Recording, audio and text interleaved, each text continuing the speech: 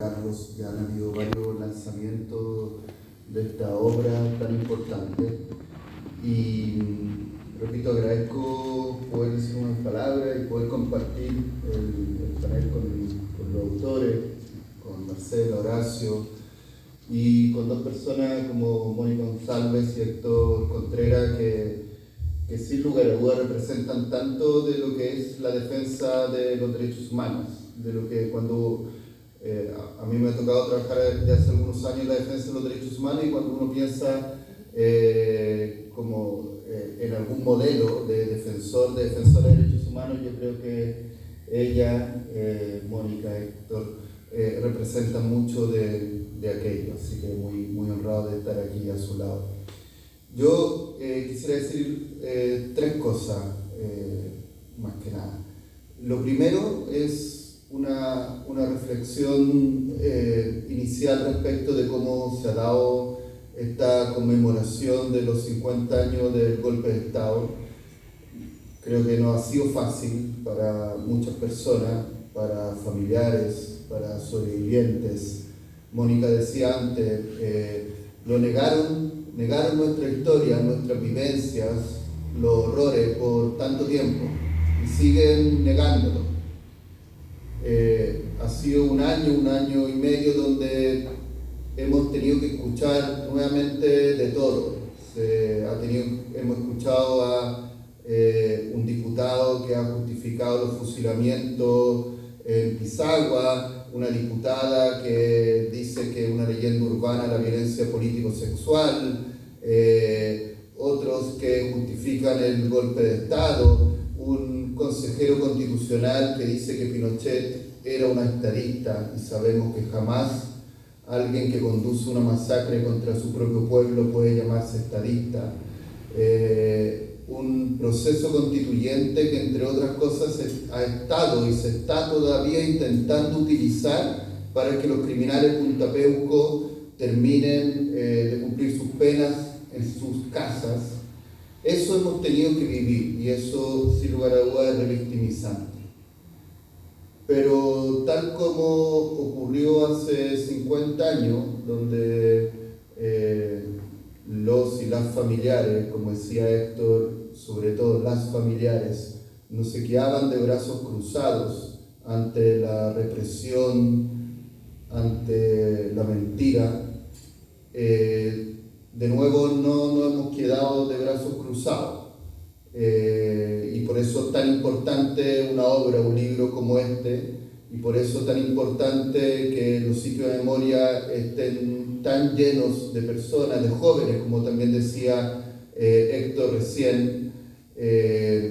que los familiares, las familiares sigan sin claudicar, que la moneda haya estado rodeada de miles de mujeres diciendo nuevamente nunca más. Esos ejemplos que se daban hace 50 años se siguen dando, de luchas, de esperanza, de resiliencia. Lo segundo que quisiera decir es que sin lugar a dudas en este contexto de disputas de memorias, un libro como este es tremendamente importante para nuestro país. Y por eso agradecer el trabajo de Horacio, de Marcela y la valentía y generosidad de los y las 15 familiares que entregaron en este libro sus experiencias, dieron sus relatos, en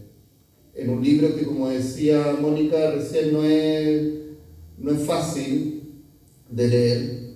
doloroso, pero es necesario. Y sucede que un libro como este es tremendamente representativo de la historia de Chile de los últimos 50 años y previo al golpe de Estado, porque, como se ha dicho, el caso Nolonquén representa las transformaciones sociales previas al golpe de Estado. La reforma agraria representa la venganza, posteriormente representa mucho en tres familias muy marcadas por la masacre que se cometió en la dictadura cívico-militar, lo que fueron los horrores que se vivieron en Chile. Representan el camino que vivieron esas familias, esas mujeres trabajando por verdad, por justicia, y cómo se enfrentaron, como bien se señalaba Héctor, a un poder judicial que era cómplice de los crímenes, cómo se enfrentaron a la justicia militar, cómo se enfrentaron a la ley de amnistía, cómo se enfrentaron a las mentiras del régimen, de los medios de comunicación cómplices del régimen, de lo que se decía en Naciones Unidas por estos que se han mal denominado cómplices pasivos, que al final eran muy activos, iban a Naciones Unidas a decir esos relatos de que los detenidos desaparecidos en realidad no existían. El caso Arnoldo Lonquén es muy representativo de la masacre que vivió nuestro país y de las luchas de los familiares y de los sobrevivientes por verdad, por justicia y por mantener la memoria viva. Y cuando ustedes lean el libro van a encontrar en estas páginas estos relatos, estos testimonios intergeneracionales, como quienes dan las entrevistas cuentan las historias, las vivencias de Elena Muñoz, de Emilio Estudillo, que no están, pero perviven en sus familiares, perviven en el pueblo de Chile y perviven también gracias a libros como estos, y cómo sus hijos, nietos, bisnietos tomaron la posta y siguen estando presentes hoy día y trabajando por mantener la memoria viva en nuestro país. Un libro como este es fundamental, como bien señalan sus autores también en la introducción, para que una obligación del Estado de Chile, que es la de la garantía de no repetición, o sea, el tomar medidas para que nunca más no sean dos palabras vacías, sino que sean realidad. Un libro como este es fundamental para eso. Y así como nuestro hijo, nuestra hija leen en los colegios, por ejemplo, el diario Ana Frank, un libro como este debiera estar en los colegios de nuestro país, justamente para avanzar en ese nunca más y avanzar hacia una cultura respetuosa de los derechos humanos en nuestro país. Lo tercero y lo último que quiero decirles, y tiene que ver con algo, bueno, Horacio cuando me contactó me dijo que quería que dijera unas palabras por mi rol actual como director ejecutivo de Amnistía Internacional Chile, pero también por ser el hijo de Patricio Bustos Triter.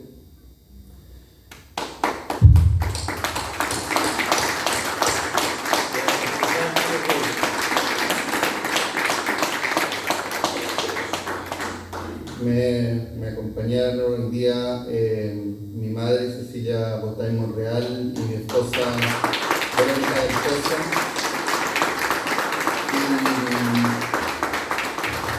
Y quiero comentarle una anécdota y dos cosas que mi padre siempre decía en relación al caso Arnoldo Lonquén. La anécdota tiene que ver con que cuando conocí a Carlos Maureira, hace 5 años, cuando murió mi papá,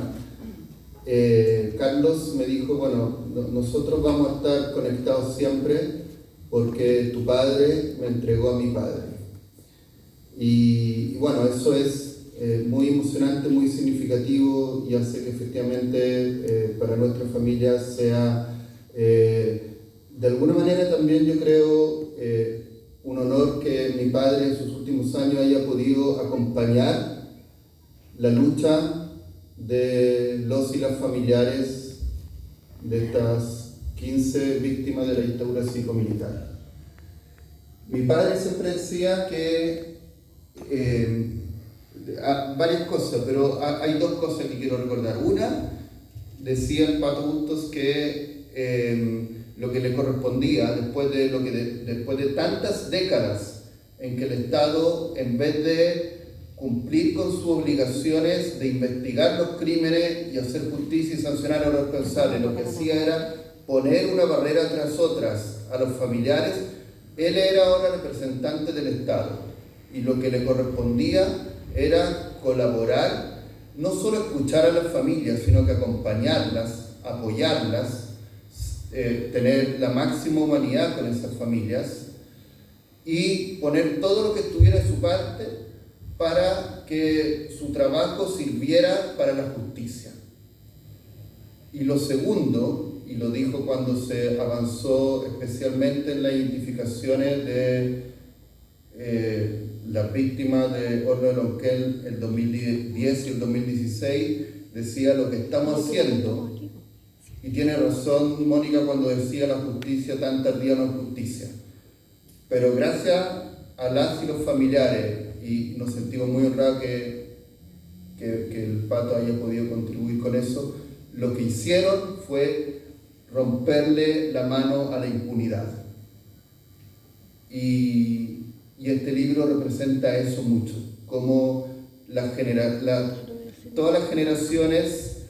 parte de esta familia, abogados como Héctor, trabajaron y nos dejan ese legado, le rompieron la mano a la impunidad. Muchas gracias.